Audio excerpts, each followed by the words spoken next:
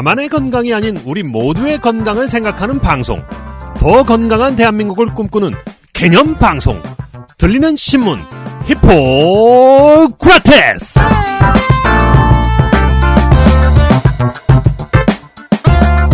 안녕하세요. 박쌤 박재영입니다. 안녕하세요. 김변 김선욱입니다.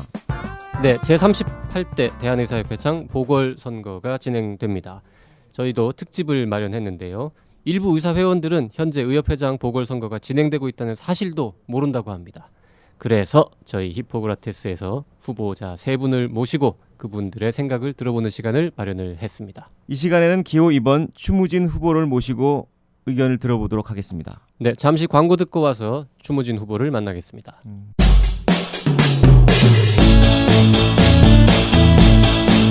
안녕하십니까, 서한샘입니다.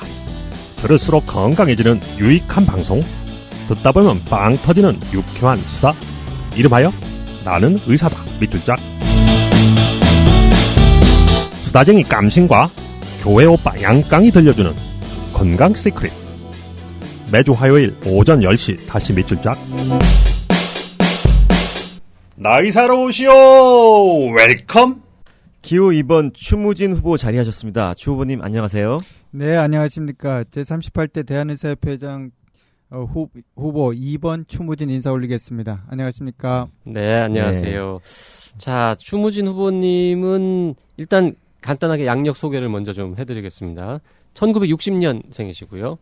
79년 환일고등학교를 졸업하시고 86년에 서울의대를 졸업하셨습니다. 7년 차이가 나는 걸 보니까 입학을 1년 늦게 하신 건가요? 아니면 졸업을 1년을 입학을 늦게 했습니다. 입학을 1년 늦게 네, 하셨군요. 네. 네. 그리고 서울대 대학원에서 의학 석사 박사 과정을 다 마치셨고요. 이비인후과 전문의이십니다. 수련은 어디서 받으셨는지 양력이 안 나와 있네요. 네. 이비인후과는 원자력병원에서 했습니다. 네. 그리고 92년도에 충북의대 이비인후과 부교수로 부임하셔서 2001년까지 근무를 하셨고, 전임 강사로 처음 시작을 했습니다. 네, 전임 강사로 시작해서 부교수까지 충북의대에 계셨고, 그 다음에 2001년 2월부터 2002년 4월까지는 순천향의대 이비인후과에서 교수로 맞습니다. 재직을 하셨습니다. 네. 그리고 2002년도에 그러면 개업을 하신 거죠? 네, 그렇습니다. 네, 월드컵 꿈나무입니다. 월드컵 꿈나무. 네, 그런 표현도 있군요. 네. 자, 2002년도에 개업하신 거죠, 그러니까. 메디서울 2002년도에 개업했습니다. 메디서울 이비인후과. 네, 메디서울 이비인후과. 2002년 6월이요. 진짜 월드컵 시작할 때 개업하셨네요. 네, 그렇습니다. 네, 그때 딱 월드컵 중계 방송 많이 봤습니다. 지금 그로부터 12년이 지나서 곧 또 월드컵이 시작될 텐데. 네, 맞습니다. 네. 개업하고 나서 12년을 간단하게 정리한다면 어떤 시간이라고 정리하시겠습니까? 아주 의미가 있는 올해가 12년째. 제가 개원을 하고 또 우리 개원가에서 우리 개원의 스님들이 느끼는 많은 어려운 점들을 같이 동고동락을 하면서 지낸 시간이었다고 생각을 하고요. 그때 2002년도 그 월드컵 때 많은 우리 희망을 줬던 것처럼 저도 2014년 우리 그 대한의사협회 회원들에게 희망을 줄 수 있는 이번 선거가 됐으면 하고 생각을 하고 있습니다. 네. 전혀 대본에 없는 질문을 드렸는데 굉장히 훌륭한 답변을. 감사합니다. 네. 2013년부터 2014년 5월까지 1년 동안은 의사협회 정책이사를 역임을 하셨고요. 2012년 3월부터 2014년 5월까지는 경기도의사회 대의원회 부의장으로 또 역임하셨습니다. 이번에 출마하시면서 이 부의장 자리는 그럼 물러나신 건가요? 네, 의협의 정책이사, 대의원회 부의장, 그다음에 용인시 의사회장까지 현재 그 협회 관련된 직은 다 사임을 했습니다. 원래 그렇게 물러나야 되는 건가요? 꼭 그런 건 아니지만 공평무사하게 하기 위해서 알겠습니다. 그렇게 말씀하셨다시피 2012년부터는 용인시 의사회장으로도 업무를 보셨는데요. 최근에 이제 선거 국면에 이 자리도 내려놓으신 것으로 정리를 하겠습니다. 자, 대학 교수로서 한 10년 정도, 그리고 개업의사로서 또 한 10여 년 정도 일을 하셨네요. 그러니까, 어느 쪽이 더 괜찮은 것 같습니까? 어느 쪽이 더 힘듭니까라고 여쭤봐야 될 것 같습니다. 어떤 분야든지 다 거기에서 우리 처한 자리에서 최선을 다할 수 있는 자리가 될 수 있다고 생각을 하고요. 제가 대학 교수 할 때는 연구와 그다음에 우리 후학들을 위한 교육에 매진했던 기억이 생생합니다. 한참 어떻게 보면 제가 젊은 나이고 또 좀 이렇게 모든 학문적으로 왕성하게 활동할 수 있는 나이였다고 생각을 하고요. 개원을 해서 제일 뜻있게 느끼는 거는 제가 같은 자리에서 이제 12년째인데 우리 대부분의 개원하신 선생님들이 느끼시겠지만 그 지역에서 이렇게 아기 때부터 자라서 커가는 우리 환자들도 동네 우리 주민들하고 같이 커가는 모습을 보면은 가장 뿌듯하고 또 커서 이렇게 군대 갔다 와서 이렇게 또 찾아오는 모습 보면은 아주 마음 뿌듯하게 생각하고 또 보람있게 생각을 하고 있습니다. 예. 이렇게 외관이라든지 말씀하시는 걸 보면요, 굉장히 좀 가정적이신 것 같고, 예, 또 어떻게 보면은 동네에서 친근하게 만날 수 있는 원장님 이렇게 보이는데요. 이렇게 38대 대한의사협회장 이런 아주 거대한 자리에 선거에 출마를 결심하게 된 어떤 결정적인 계기가 있다면 어떤 것이 있을까요? 우리 회원 여러분들은 아시는 분들 다 아시겠지만 우리 의협의 가장 초유의 사태가 벌어졌다는 것은 다 아시고 계실 겁니다. 이 회장 탄핵으로 이 회장이 대행 체제가 됨으로써 우리 의협이 책임을 지고 나갈 수 있는 의협 회장의 적임자라고 할 수 있는 후보자가 선뜻 나서지 않는 상황이고 또 회무 경험이 있는 사람이 회장이 되어서 회무의 연속성을 가지는 것이 가장 중요하다고 생각을 하는데 그런 시점에서 제가 의협의 정책이사에 몰두하고 있으면서 부족한 저지만 제가 이 의협을 지켜서 나가야 했다는 책임감이랄까요? 시대적 소명이라고 그럴까요? 그런 것을 갖고서 출마하게 결심을 했습니다. 어차피 이 공통적인 질문이었는데요. 제가 여쭤보기 전에 이미 이번 질문도 이제 답변을 주신 것 같은데 결국 그럼 지금 세 분의 후보가 있지 않습니까?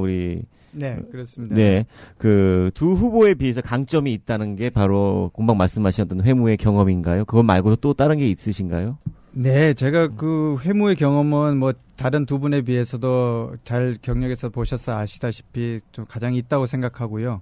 또 제가 또 다른 점은 주변에서 평하길래 낮은 자세로서 소통하고 경청한다 이런 이야기들을 많이 해주십니다. 제가 누구든지 찾아가 뵙고 의견을 청취하고 또 의견을 듣고 이런 면에서는 어떤 후보보다도 또 어떤 분보다도 제가 그 면에 있어서는 큰 장점이다. 그래서 지금 우리 통합을 하고 또 화해를 하는데 가장 중요한 일을 할 수 있는 적임자가 아닐까 그렇게 생각을 하고 있습니다. 예. 제가 추무진 후보님 오늘 진짜 처음 뵀는데요. 제가 상상했던 이미지보다는 훨씬 좀 유순하다 그럴까요? 좀 부드러워 보이신다 그럴까요? 이게 일단 성함이 추무진, 왠지 좀 이렇게 센 편이고요. 그 다음에 이 삭발도 하셨었기 때문에 그런 것 때문에 좀 약간 좀 강경파 이런 이미지가 없지 않아 있었거든요, 저한테. 네, 그런 말씀들을 많이 하십니다. 그런데 저는 이렇게 겉을 보면 굉장히 부드러운 남자입니다. 외유내강이라고 그럴까요? 이제 결단을 필요할 때는 아주 결단을 하는 그런 성격이 내면에 있다고 봐주시면 되겠습니다. 네. 환자들이 되게 좀 이렇게 친근함을 많이 느낄 것 같습니다. 네, 그렇게 하려고 사실 노력을 많이 하고 있습니다. 개업은 잘 되셨어요? 근데 참, 딴 얘기지만. 요즘 다 어렵다고들 하는데. 네, 저는 이제 처음 2012년도 할 때 우리 같이 2002년도에 네. 개업할 때 죄송합니다. 2002년도에 개업할 때 우리 저희 1년 위에 졸업하신 분하고 같이 개업을 동업을 했고요. 두 분이 하셨군요. 네, 네. 그래서 비교적 소위 말하는 환자가 좀 많은 병원이다. 요즘은 이제 개원시보다는 우리 주변에 이비인후과 전문의들이 워낙 늘어서 거기에 비해서는 그때보다는 좀 줄었지만 그래도 비교적 괜찮게 지금 유지가 되는 병원이다 이렇게 말은 할 수 그때 있습니다. 2002년에 처음 같이 하신 분하고 지금도 같이 네, 지금까지 같이 계속 하고 있습니다. 이거 대단하시네요. 네. 동업하기 굉장히 어려운데. 일단 두 분 다 성격이 좋으신 걸로. 한 분은 외유내강이시고 또 한 분은 분명히 내유외강이신 것 같네요. 지금 같이 하시는 분은 굉장히 싫으시겠어요? 병원 안 돌보고 지금 밖으로만 계속 작년부터. 그렇지 않습니다. 굉장히 열심히 저를 도와주시고 이해해 주시고 계시고요. 그리고 워낙 성실하시고 어떤 면에서 저보다도 그분이 굉장히 더 좋으셔서 성격도 좋으시고 책임감 있게 하셨기 때문에 지금까지 12년 동안 큰 문제 없이 이렇게 같이 동업을 해오고 같이 일을 해온 것 같습니다. 예, 이 추 후보님께서 지금 낮은 자세로 임하는 그게 굉장히 중요하시다고 말씀을 하셨는데요. 결국에 이제 최근에 보건복지부하고 의사협회가 원격 의료 시범 사업 시행 계획을 발표한 후에 그 의료계 내 논란이 지금 많이 일어나고 있습니다. 그래서 이에 대한 이제 후보님의 입장이 어떠신지가 이제 굉장히 관심들이 많습니다. 네, 원격 진료에 대해서는 저는 줄기차게 그 반대 입장을 해왔고, 원격 진료는 우리 입법이 안 돼야 된다는 것은 제가 삭발투쟁으로서 보여줬던 저희 의지를 보여줬다고 할 수가 있겠습니다. 앞으로도 이거는 지속적으로 막아야 될 것 같고요. 지금 현재 입법 과정에 들어가 있지만 이 입법 과정에서 막을 수 있는 방법은 결국 국회에서 막는 방법이라고 생각을 합니다. 그 국회에서 막으려면은 제가 필요하다면은 대정부 대국회 쪽에 제가 가서 상주를 하더라도 국회의원들을 설득하고 해서 이 입법이 되는 것을 적극적으로 막도록 하겠습니다. 그러게요. 이게 이제 결국에는 그 대정부 협상과 투쟁 방향을 두고 그 몸담았던 그 의협집행부하고 그다음에 비대위 간의 갈등이 이제 결국 굉장히 심화됐고 이런 부분들이 아직도 남아 있는데요. 이 당선되신다면은 이 갈등을 어떻게 또 해결하시고 대정부 협상과 투쟁의 주도권을 현 체제대로 할 것인지 어떻게 변화를 주실 것인지 그 비대위하고 관계는 또 어떻게 하실 건지 그 부분은 또 의견은 어떻습니까?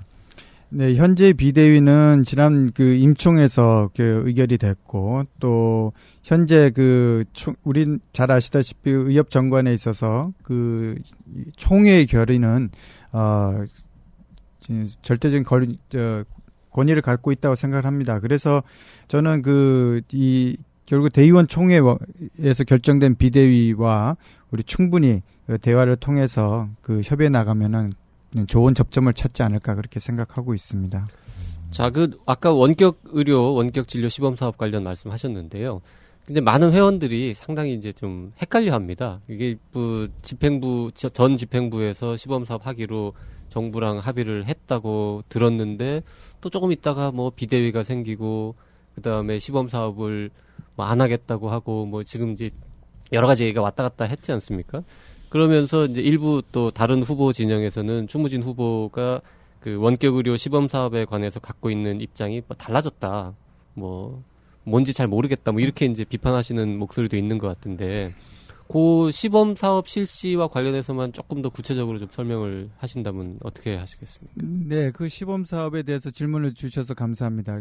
예, 시범 사업의 처음 2차 의정 협의 안에 들어가게 됐을 거는 좀 더 거슬러 올라가 보면은 우리 비상대책위원회가 처음에 발족을 하고서 1차 비상회의죠. 그다음에 1차 의정협의체를 할 때까지도 들어가지 않았고 그렇지만 우리 의협에서는 의협집행부와 시도의사회 그다음에 그 비대위에서 시범 사업에 대해서 논의가 있었던 걸로 선시범 사업에 대해서 논의가 있었던 걸로 생각합니다.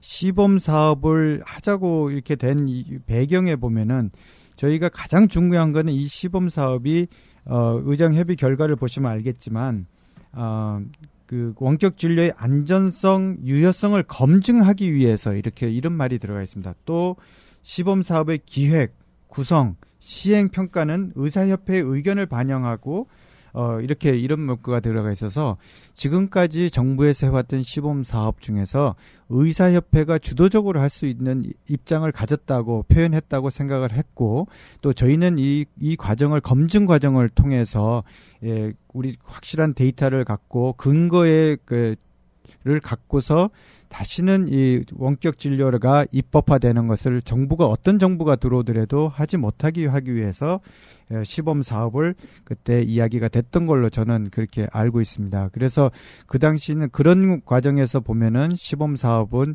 필요한 거다 이렇게 생각을 하고 또 시범 사업이라고 하니까 자꾸 우리 회원들이 시범 사업을 하려면 당연히 입법 과정에 들어가는 거다 이렇게 동의해 준 거다고 이야기를 하시지만 이걸 검증 사업이라고 저희는 이제 돌려서 저는 이야기를 했었습니다. 그렇지만 이번에 지난 5월 말에 정부와 그다음에 집행부와의 그 논의 과정에서 조금 내용이 저희가 생각도 했던 것과 좀 변질이 된 것 같고 그래서 현재는 비대위에서 그 국회 회원들을 위해서 회원들에게 대상으로 설명하고 회원들의 의견을 청취하는 과정에 있는 걸로 알고 있습니다. 그래서 저는 그 과정을 거쳐서 나온 비대위의 결정 또 회원들의 뜻에 따라서 그렇게 이제 그 뜻을 따라서 이제 행동을 하려고 그렇게 생각을 하고 있습니다. 지금 그 비대위하고는 아무 관계가 없으신 거죠? 현재요? 현재. 네, 네. 저는 비대위랑 관계는 없습니다. 네. 자, 지금 그 원격으로 시범 사업 관련 말씀을 하셨는데요. 이와 관련해서 저희가 전공의한테 질문을 하나 미리 받아서 녹음을 해놓은 게 있습니다. 이 내용을 먼저 좀 들어보고 답변 듣도록 하겠습니다. 안녕하세요. 중앙대학교 응급학과 3년차 서곤입니다. 궁금한 게 있어서 질문 드리는데요. 원격으로 시범 사업을 무효화하면 의정 합의도 없던 걸로 된다고 하는데 그렇게 될 경우 전공의 관련돼서 수련평가기구는 어떻게 할 생각인지 묻고 싶습니다. 네, 제가 처음에 그 출마의 변에서도 말씀드렸고 여러 차례 이야기했지만 그 원격 진료를 제외한 38개의 아젠다는 우리가 그동안 우리 회원들이 줄기차게 요구해왔고 또 우리에게 해야 된다고 생각했던 것들이 많이 포함되어 있습니다. 그중에서 우리 전공의들의 그 수련 환경 개선이라든지 거기에서 아까 말한 수련 환경 평가 기구 독립되고 또 중립적인 그런 그 수련 환경 평가 기구가 추진이 돼야 된다고 생각을 하고 있습니다. 그거와 별도로 이거는 전공의들과 약속된 거는 이행이 될 수 있도록 제가 성심을 다해서 추진하도록 하겠습니다. 네. 전공의가 던진 질문이 하나 더 있는데요. 요거에 대한 답변까지 마저 듣고 다음 얘기 진행하도록 하겠습니다. 네, 질문이 하나 더 있는데요. 2013년 대한의사협회 의료정책연구소에서 발행한 전국 회원 실태 조사 보고서에 보면 전공의 수련 교육을 받는 회원이 11.8%로 돼 있는데 지금 대의원회에서 전공의 관련 TO는 한 2% 남짓이거든요.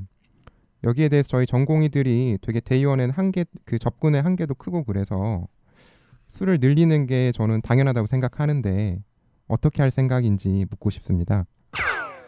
네, 제가 지난번 우리 토론회 때도 말씀을 드렸지만 우리 의사사회가 조금 구조가 좀 변화가 되고 있는 거는 현실적으로 많이 느낍니다. 그 중에 대표적인 게 우리 여자 의사 선생님들이 많이 늘고 있다는 점하고요.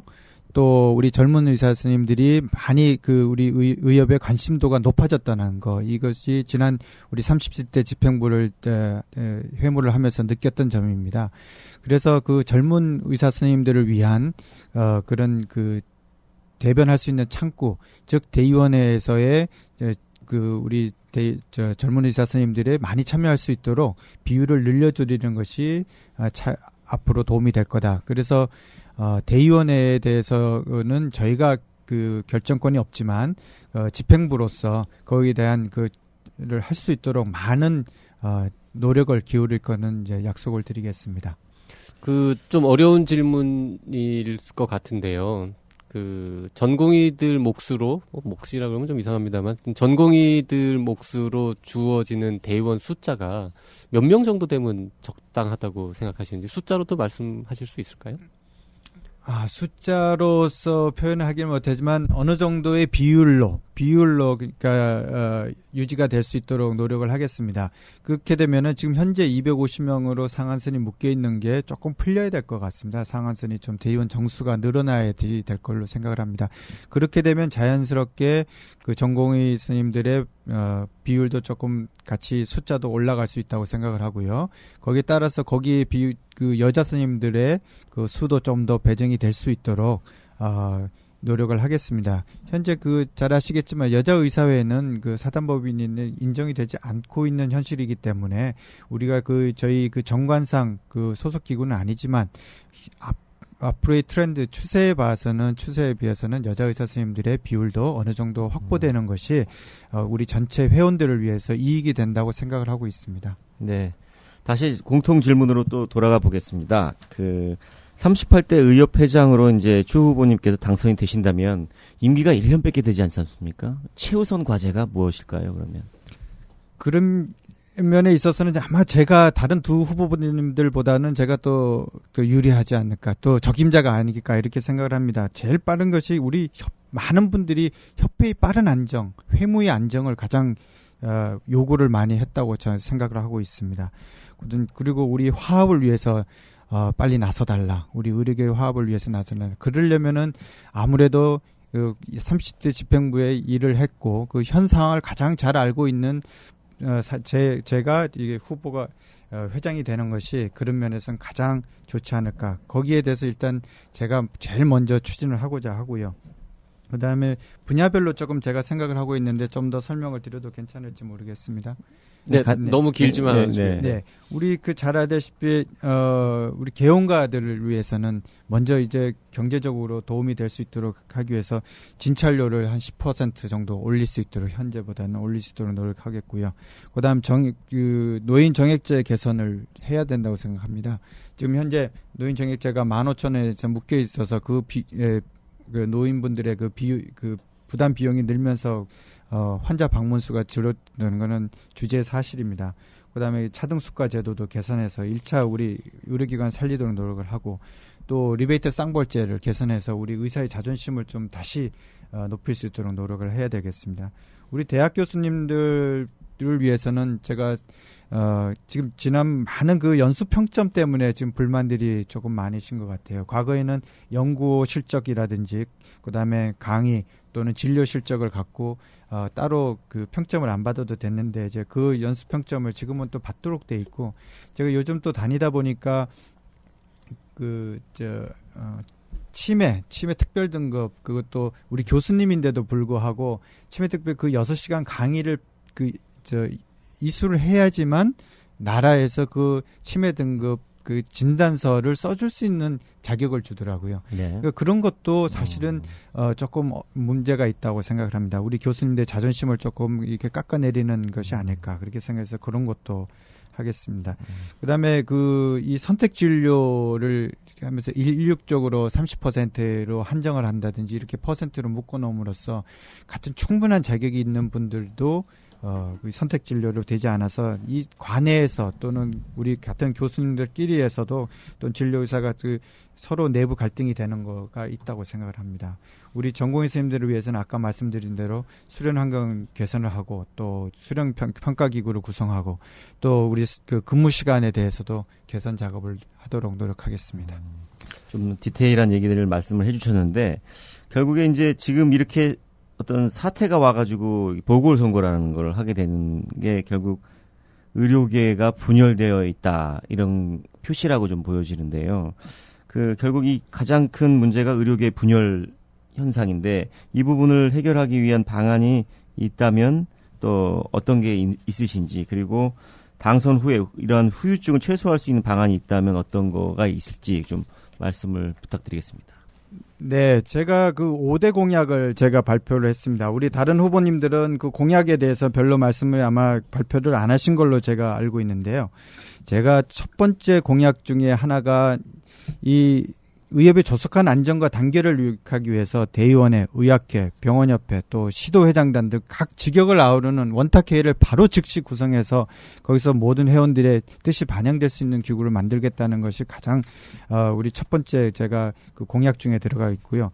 또 회원들이 뜻이 반영되는 협회가 되도록 노력하기 위해서 아까 말씀드린 각 직역과의 모임을 정례화시켜서 그분들의 뜻이 바로바로 의협의 회무에 반영될 수 있도록 노력하겠습니다. 네. 원탁회의라는 건 어떤 거를 구상하고 계신 거죠? 좀 구체적으로 설명 좀 지금 해주시죠. 아까 말씀하셨던 우리 대한의사협회 정관에 관련 있는 모든 직역단체, 그 다음에 병원협회까지도 포함하는 그렇게 해서 우리 의료계의 현안을 바로 다 논의할 수 있는 그런 자리를 만들고자 합니다. 그럼 한두 번 모인다고 해결될 문제는 아닌 것 같은데요. 상설 기구화 이렇게 계획을 갖고 계신가요, 그러면? 그거는 상설 기구화는 이제 추후에 논의하겠지만 거기에서 충분한 대화를 할 수 있는 장을 만들겠다 하는데 큰 의의가 있다고 생각을 합니다. 네. 잠깐 다른 질문 한번 드려보겠는데요. 아무래도 이제 이번 선거가 보궐선거가 생긴 이유가 이제 노한규 전 회장 집행부가 뭐 이유가 어찌됐든 간에 이제 불신임 당하게 되면서 이렇게 된 건데, 그 불신임 당한 회장님하고 같은 집행부에서 일을 하셨던 분이시란 말입니다. 그러면 지금 추무진 후보께서 만약에 당선이 되시면, 노환규 전 회장의 불신임이 잘못됐다. 뭐, 요렇게 이제 회원들이 인정해 주는 거 아니겠느냐. 뭐, 이런 식으로 이제 해석하시는 분들이 있어요. 그 부분에 대해서는 어떻게 설명을 하시겠습니까? 노환규 전 회장의 불신임하고 추무진 후보의 당선하고의 이 관계는 글쎄요. 어떻게 설정하실지. 글쎄요. 꼭 그렇다고 등식으로 보시지 마시고요. 저희 뜻으로 봐주시면 더 고맙겠다고 생각을 합니다. 하나는 우리 노 회장님의 그동안 회물 추진하면서 우리 회원들을 위해서 노력했던 점, 그다음에 저의 회원님들을 위해서 노력하겠다는 점, 또 회무의 연속성을 바라는 우리 회원들의 뜻, 이런 것이 한꺼번에 합쳐져서 저를 당선시켜주지 않을까 싶다고 생각을 합니다. 그래서 반드시 제가 회장이 당선된 것이 노 회장님의 불신임만이 의미가 없어진다라든지, 또는 그거가 법적인다든지 뭐 이런 여러 가지 이렇게 단정 짓기는 사실 쉽지 않고, 넓은 의미에서 제가 말씀드린 대로 그렇게 저를 당선시켜 준 걸로 이렇게 뜻을 보면 되지 않을까 이렇게 생각을 합니다. 그 답변이 일각에서 얘기하는 아바타론, 뭐 아마 좀 듣기 싫어하신 내용일 것 같긴 한데, 그거에 대한 같은 답변이라고 봐도 될까요, 그러면? 아바타라고 이렇게 말씀하시는 거는 아마 저를 잘 옆에서 지켜보지 못하신 분들은 그런 말씀을 혹시나 할 수 있을지라고 생각합니다만은, 저를 아시는 분들은 아마 그렇지 않다고 생각을 합니다. 아까 서두에도 말씀드렸지만, 제가 대한의사협회 회장 후보로 나오려고 했던 것도 이 시대 상황에 대한 소명의식을 강하게 갖고 있는 저이기 때문에 제 자유의지가 굉장히 강했다고 생각을 하고, 또 회무 추진에 있어서도 우리 모든 회원님들의 뜻을 받들어서 하는 거지, 누구 개인의 뜻을만 갖고서 회무를 하는 것은 아니다, 이렇게 생각을 합니다. 그래서 그 표현은 저한테는 아마 적절치 않은 표현이라고 생각을 하고요. 오히려 회무를 모르시는 분이 회장이 됐을 때 오히려 더 여러 사람들의 보이지 않는 손해에서 움직일 수 있는 가능성이 오히려 더 있지 않을까 하는 우려를 저는 반문하고 싶습니다. 네. 뭐 이왕 노환규 전 회장 얘기가 나왔으니까요. 한 말씀만 더 드리면, 아무래도 이제 뭐 이런 표현이 좀 어떨지 모르겠습니다만은, 노환규 전 회장을 싫어하는 분들은 추무진 후보에게 표를 안 줄 가능성이 많지 않을까, 뭐 이런 생각이 일단 얼핏 드는데요. 선거대책본부장을 노환규 전 회장이 맡기로 했다, 뭐 이런 이야기가 있었는데, 이제 그것도 아닌 걸로 됐고, 뭐 이렇게 좀 어느 정도 거리를 둔다 그럴까요? 그냥 일부러 그렇게 하시는 건지, 아니면은, 뭐 이렇게 표현해 볼까요? 노환규 전 회장을 싫어하는 분도 추무진을 찍을 수 있는, 혹은 찍어야 하는 이유가 있다면, 뭐 이렇게 좀 설명을 해주신다면요. 네, 아주 중요한 질문을 해주셨습니다. 우리 노환규 회장님을 싫어한다, 이런 거는 제가 어떤 면에서 제가 다니면서 우리 많은 회원님들을 만나고, 많은 우리 의료계 원로 스님도 만나 뵙고, 또 젊은 스님들도 많이 뵀습니다만은, 싫어하는 거는 이제 우리 노환규 선생님이 전 회장님이 추진했던 그를 충분하게 회원들한테 설득하고, 또 회원들한테 좀 더 설득하려고 다가가서 이렇게 같이 투쟁에 동참하려고 하는 노력이 조금 부족했다 하는 걸로 저희는 보입니다. 그 점에 있어서 우리 노환규 회장님을 싫어했다기보다는 노환규 회장님이 좀 인정을 조금 덜 받았지 않았나, 이제 그렇게 생각을 하고요. 아까도 제일 장점을 아까 짧게 말씀드렸지만, 그런 면에서 이제 이 회무의 연속성, 우리가 지금 시급한 얼마 남지 않은 시간 동안 보궐 회장의 임기 동안에 이 회무를 안정적으로 추진해 나갈 수 있는 사람이 누군가, 또 앞으로 개혁을 계속해 나갈 수 있는 사람이 누군가, 이런 관점에서 본다면은 반드시 저를 찍어주실 거라고 믿습니다. 네, 회무의 연속성을 계속 말씀을 하시는데요. 요번에 탄핵당하신 법제이사나 기획이사님들, 이분들도 회무의 연속성을 위해서 다시 또 내각에 기용하실 생각이 있으신 건가요? 만약에 그러시지 않다고 한다면, 지금 이제 38대가 되실 건데요. 그럼 37대하고 38대는 이런 점에서 같고 또 이런 점에서는 다르다. 이렇게 말씀해 주실 수 있는 게 어떤 특징적인 거 있는지. 지금 현재 우리 협회 보면은 그 집행부 임원들도 그렇고요. 그다음에 직원들도 많은 동료들이 있고 자리를 제자리 이렇게 불안해하는 것도 네. 많은 모습을 봅니다. 그것이 가장 큰 이유 중에 하나가 회장이 누가 될 거냐, 또 회장이 새로운 사람이 되면은 이 모든 것이 또 바뀌지 않을까 하는 우려가 있다고 생각합니다. 그래서 저는 큰 줄기는 그대로 갈 겁니다. 그래야지만 지금까지 우리가 투쟁해서 얻었던 것을 의정협의안을 충실하게 이행할 수 있는, 지금 현재 그분들이 가장 잘 알고 있고 또 잘 알기 때문에 추진을 잘 할 수 있다고 여기기 때문에 저는 그분들하고 크게 본인이 원하지 않고 만약 사의를 하신다는 분 외에는 그대로 다 같이 갈 생각으로 하고 있습니다. 네. 저기 상임이사진을 거의 같게 구성하시겠다 이런 말씀이신 거죠, 그러니까? 거의 아마 다 같이 가지 않을까 이렇게 생각을 하고 있습니다. 이제 네. 단지 이제 아까 말씀하신 그 불신임 받으신 분들은 본인의 판단에 맡기겠습니다. 이번에도 저희가 그 방상혁 이사님 같은 분도 저희가 그 처음에 이번 불신임을 갖춰본 후에 이선으로 본인 스스로가 이제 여러 가지 이유 때문에 이제 이선으로 물러나셨고 그랬기 때문에 불신임 받은 분들의 의견은 저는 가장 존중을 할 거고요. 예. 네. 자, 좀 너무 계속 딱딱한 질문 네. 드렸더니 후보님께서 좀 그러게요. 불편해하시는 것 같아서 네. 좀 저 소프트한 질문들 좀 몇 개 얘기를 좀 나눠보도록 하겠습니다. 저 집안에서는 뭐라고 그러시던가요? 의사협회 회장 출마하게 됐다고 하니까 아직은 뭐 이해도가 좀 아직 모르시는 건 아니죠? 알고 있습니다. 나 알고는 있는데 아무래도 이해도가 좀 떨어지고요. 왜 하필 당신이 이렇게 나가서 해야 되느냐, 그런 이야기들을 하고 아직 있습니다. 그렇지만 저는 이제 아까 말씀드렸다시피 제가 이 자리에 있게 되는 것도 소명의식이 있었기 때문에 과감하게 했고, 또 만약 제가 당선이 된다면은 우리 가족들도 흔쾌히 저를 도와줄 것으로 생각을 하고 있습니다. 뭐 소명의식 이런 것들 말씀하시는 거 봤을 때는 학창시설이 좀 궁금하거든요. 어떤 학생이셨고 또 뭐 동아리 활동 같은 거라든지 이런 거가 있으셨나요? 네. 네, 학교 다닐 때는 제가 그 가톨릭 학생회를 서울의대 가톨릭 학생회에서 같이 일했습니다. 지금 저랑 같이 그 동업을 하시는 우리 선생님도 그때 가톨릭 학생회 때 만난 분이고요. 네. 그리고 거기서 저가 많이 배웠던 거는 남을 위한 봉사, 그 진료 봉사 이런 것. 지금도 저희가 우리 용인 지역에 제가 나가서 합니다만은 꾸준히 할 수 있는 바탕이 이루어진 게 아마 그때 형성이 되지 않았을까 생각을 합니다.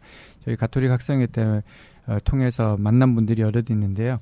그 중에 대표적인 분이 여러분들 잘 아시는 우리 안철수 대표가 우리 그때 가톨릭 학생회를 하면서 같은 동기생들입니다. 그래서 그때 같이 의료 봉사에 대해서 많은 생각들을 했고요. 또 어려우신 주변에 어려운 분들을 위한 봉사 같은 것들에 대해서 많이 추진을 하게 됐던 그 기본이 됐던 것 같습니다. 안철수 의원하고 동기신가요? 그러면? 네, 대학 동기고요. 네, 졸업도 동기입니다. 국회에 가서 사시겠다고 한 게 또 안철수 의원 이 백이 있으시니까 또 그런 거 아닌가요? 꼭 그렇다는 것뿐만 아니고요. 네. 예, 지금 현재 그 입법 과정에서 가장 우리가 중요한 건 그럼 어떻게든 막아야 됩니다. 야당은 야당을 또 동원해서 또 여당은 여당을 동원해서 막아야 된다고 생각을 하기 때문에. 원격 의료 부분은 또 야당은 또 반대 의견이 있으시니까요. 네, 예. 충분히 협조를 받을 거라 생각하고 또 여당에도 우리가 지난 세월호에서 느꼈던 가장 그 뼈아픈 것 중에 하나가 국민의 안전을 위해서 그 검증이 되지 않고서는 나중에 몇 년 언제가 될지 모르지만 국민들한테 바로 당장 큰 피해로 돌아온다는 걸 지난 세월호를 사건을 보면서 다들 우리 국민도 느끼고 정치하시는 분들도 다 느꼈을 거로 생각합니다. 그래서 원격 진료에 대해서는 성급한 입법보다는 충분한 검증 시간을 가진 다음에 그리고 국민들에게 이 안전성에서 국민 건강에 위협이 되지 않는 선에서 하는 것이 중요하다고 생각을 하기 때문에 이제 국회의원들도 그런 면에서 충분히 설득할 수 있다고 자신하고 있습니다. 예. 뭐 취미 같은 게 있으신가요? 네, 조금 취미가 조금 변화해 왔지만요. 지금은 우리 용인시 의사회를 하면서 저희가 용인시 의사회 산악회를 해서 그 산을 등반을 한 달에 한 번씩 정기전 산행을 했고요. 마침 제가 있는 그 주변 산들도 뭐 좀 다니는 편이고요. 최근에는 제가 한 3년 정도 됩니다만은 좀 이게 말 타는 거를 조금 승마를 조금 배우고 있습니다. 이게 승마를 배우면서 아주 또 그 새로운 또 세상을 좀 아는 것 같습니다. 용인시 의사회는 왠지 막 다 골프장에서 모임을 하실 것 같은 그런 생각이 듭니다. 워낙 그 골프장이 많은 지역이라서. 그 요즘은 선거 준비하시느라고 바빠서 책을 많이 못 읽으실 것 같은데요. 뭐 근래에 좀 감명 깊게 읽으신 책이나 뭐 이런 게 있으신가요? 개념으로 빼놓고요. 개념으로는 읽으셨나요? 이제 요즘 워낙 그 정보의 홍수 때문에 제가 자세히 많이 책을 접할 기회는 많이는 못 봤습니다만은 조금 제가 역사 책들을 조금 이렇게 좋아합니다. 뭐 시키면 요즘 TV 드라마에서도 그 정도전이라든지 그다음에 우리 그 전에 한참 많이 했던 조선 왕조에 대한 이야기들 그 역사를 들으면서 또 다시 우리 한번 되돌아볼 수 있는 그런 것들이 좀 될 수 있고 그렇게 되지 않나 이렇게 해서 그런 쪽을 제가 좀 더 관심 있게 보고 있습니다. 네. 이제 좀 딴 동네로 다시 가보겠습니다. 추무진 후보가 만들어서 배포한 그 선거 리플렛에 보면 가장 큰 글자로 이렇게 진심으로라고 4글자가 적혀 있고요. 그 밑에 보면은 이렇게 적혀 있습니다. 같아 보이지만 크게 다릅니다. 소신을 버리고 권력의 편에 서는 사람과 원칙을 지키며 자신을 버릴 줄 아는 사람. 이것이 거짓과 진심의 차이입니다. 이렇게 써놓으셨는데요. 일단 원칙을 지키며 자신을 버릴 줄 아는 사람이 추무진 후보라고 말씀하신 것 같은데 소신을 버리고 권력의 편에 서는 사람은 누구를 지칭하는 다른 후보들이 이렇다는 말씀이신가요? 아니면 예, 그거는 날카로운데요, 예, 박쌤. 네. 그건 알아서 판단해 주시기 부탁드리겠습니다. 그거는 이제 우리 새 후보의 행보가 과거의 행보 또 지금의 행보를 보시면은 조금 서로 이제 대비가 되지 않을까 이렇게 생각을 하고 있습니다. 네. 그래서요, 지금 사실은 분열, 이걸 화합을 시켜야겠다. 이런 얘기들이 이제 대부분 새 후보가 하시는 얘기를 공통적으로 하십니다. 그래서 약간 좀 생뚱맞은 질문일 수도 있겠는데요. 추 후보님께서 보실 때 나머지 두 후보님의 공약 중에서 좀 요거는 괜찮은 얘기인 것 같다. 또는 이 두 후보의 장점, 요런 부분들은 있다라고 하실 만한 게 있다면은 좀, 말씀을 좀 해주세요. 네. 다른 분들은 공약을 이제 순차적으로 안 하고 이제 토론회 때 말씀하신 것 중에서 회무에 대해서 이야기를 우리 한 후보님께서는 조금 하셨고 그런데 이제 고면에 있어서는 우리 회무가 상당히 그 과거에 비해서는 많이 깨끗해졌다 이렇게 생각을 하고 있고요. 또 회무가 우리 현재 감사님도 4분이 계시고 의협 집행 구조를 보시면은 대의원회에서도 또 예결위원회에서도 충분히 그걸 이제 하고 있고 그러기 때문에 이제 그 회무의 투명성에 대해서는 더 앞으로도 더욱 투명하게 하려고 저도 그렇게 그 면에서는 누구보다도 또 앞장서서 회무의 투명성을 할 거고요. 또 하나는 이제 많은 분들이 직역에서 참여할 수 있도록 하기 위해서 그 각계각층의 그 인재들을 또 의협의 그 우리 집행진이라든지 또 다른 위원회를 통해서 많이 모실 수 있도록 하는 그런 인재 풀을 넓히는 그런 것도 같이 노력하고자 합니다. 네, 이 질문을 안 드리지 않을 수 없을 것 같은데요. 바로 최근에 한 가지 논란이 있었습니다. 회원들에게 지지를 호소하는 문자를 발송한 것을 두고 유권자 개인 정보가 유출된 거 아니냐 이런 의혹이 제기가 됐거든요. 아마 모르시는 분도 계실 것 같은데 어쨌든 추무진 후보 캠프 쪽에서 문자 메시지를 몇 분한테 보냈는지 모르겠습니다만 꽤 많은 분들한테 이렇게 보냈는데 그거를 어떻게 알고 선거권 있는 사람들한테만 뭐 골라서 보낸 게 아니냐 뭐 이런 이제 의혹이 제기가 됐어요. 다른 두 후보 측에서 공히 이 문제를 제기한 것으로 알고 있는데요. 뭐 이번 기회를 빌어서 뭐 해명 혹은 뭐 이에 대해서 하실 말씀을 좀 해주시죠. 선관위에서 저희가 나온 그가 선거 인터넷 또 문자 할 수 있는 거는 선거 개시 이전에 수집된 정보를 활용하는 거에 대해서는 인정해 준 걸로 돼 있습니다. 그래서 저희들 그 캠프에 있는 많은 사람들이 갖고 있는 개개인이 갖고 있던 것들을 아마 모아서 이제 그렇게 된 걸로 저는 이렇게 알고 있는데요. 현재 협회에서도 아마 정식으로 질문이 온다면은 저희 내부에서도 거기에 대한 답변을 하려고 준비를 하고 있습니다. 그러니까요. 지금 다른 후보 측에서 제기한 의혹의 핵심이 의사협회에 있는 데이터가 뭐 직원들에 의해서 유출된 게 아니냐라는 건데 그건 아니라는 말씀이시죠? 절대는 아닙니다. 그거는 뭐 옆에서 알아보시면 확신을 하시면 되겠지만 그런 일은 절대로 있을 수가 없습니다. 제가 의협회 관련된 모든 직을 나왔을 때는 공평무사하게 하기 위해서 또 집행부에서 짐을 안 드리기 위해서 제가 화요일 날 오후에 2시에 발표를 하고 그다음 저희가 상임이사회가 수요일 아침에 7시에 있는데도요. 제가 아침에 7시에 시작 전에 인사만 드리고 공식적으로 발표하거나 부탁을 드리거나 그런 건 전혀 없습니다. 그분들에게 조금이라도 누가 되지 않게 하기 위해서 저는 그렇게 행동을 했고 또 이번 그는 절대로 저희 의협회에서 이제 정보가 빠져나갔다든지 그런 거는 없는 걸로 저는 알고 있습니다. 저희가 그거는 더 확인해 보시면 아시겠지만 그런 거는 의협에 그거는 당장 알아보시면 아마 확인을 하실 수 있는 걸로 저는 알고 있습니다. 네. 아마도 추 후보님께서 집행부에 계셨고, 그래서 이런 의혹이라는 좀 이런 게 제기가 되고 있는 것으로 보이는데, 추 후보님은 전혀 그런 일이 없다라고 말씀을 해주시는 다른 후보 같고요. 측에서는 예. 나중에라도 만약에 그런 사실이 밝혀지면은 당선되더라도 무효일 거다, 뭐 소송 걸겠다, 뭐 이런 얘기까지 하시는 것 같은데. 예. 전혀 아니신 걸로 일단 대답을 하셨습니다. 네. 예. 자, 지금까지 그럼 이제 마지막으로 다 가고 있죠. 지금 저희가 준비된 것들이. 시간 다 돼갑니다. 네. 그래서 지금까지 이게 살아오시면서요.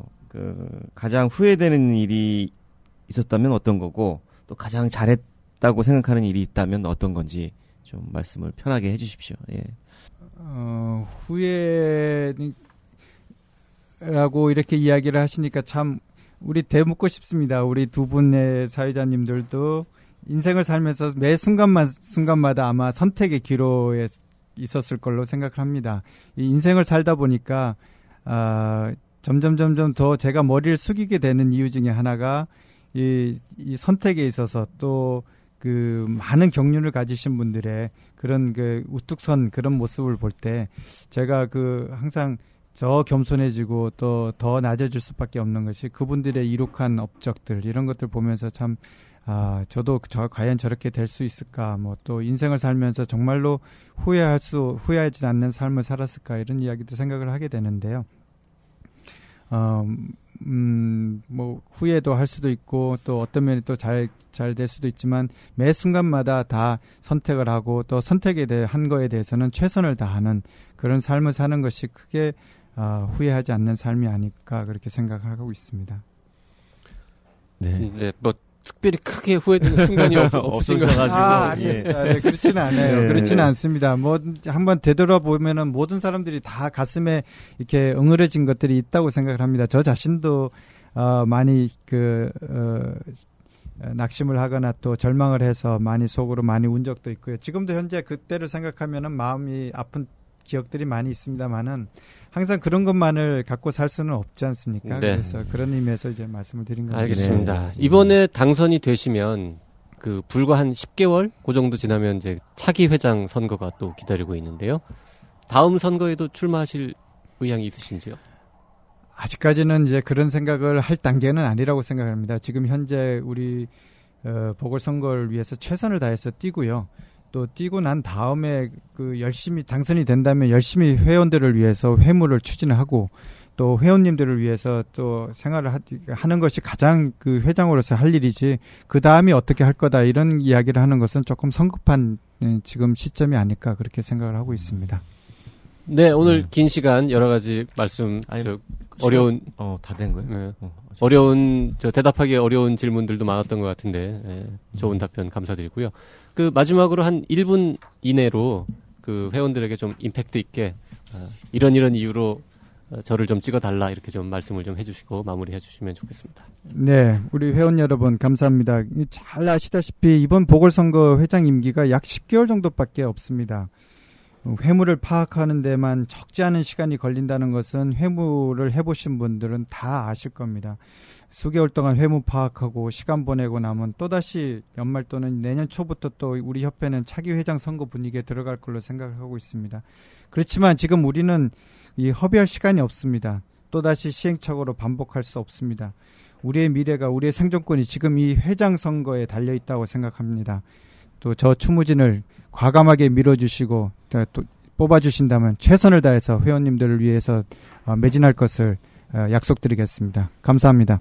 네, 지금까지 우리 추무진 후보님을 모시고 정책이라든지 공약을 들어봤습니다. 꼭 좋은 결과 있으셔가지고 추무진 그 후보님이 말씀하신 대로 이 회무의 연속성 내지는 계속성 이런 것들을 통해서 의협이 좀 안정화될 수 있는 일이 있기를 좀 기원 드리고요. 좋은 결과를 기대해 봅니다. 네, 대단히 감사합니다. 네, 고맙습니다. 고맙습니다. 오늘 히포크라테스는 여기까지입니다. 히포크라테스 청취자분들 중 의사들은 이번 방송을 통해서 어떤 후보가 의협회장에 적합한지 고민해보는 시간이 됐으면 합니다. 의사가 아니신 분들도 많이 들으시는데요. 그분들은 의료계를 대표하는 단체를 이끌겠다는 사람들이 어떤 생각을 갖고 있는지 한번쯤 들으시면서 여러 가지 생각을 하셨을 줄로 압니다. 네, 지금까지 PD 송수연, 작가 김은영이었습니다. 네, 그럼 들리는 신문 히포크라테스 2014년 6월 11일에 보내드린 선거 관련 특집 방송 마치겠습니다. 감사합니다. 감사합니다.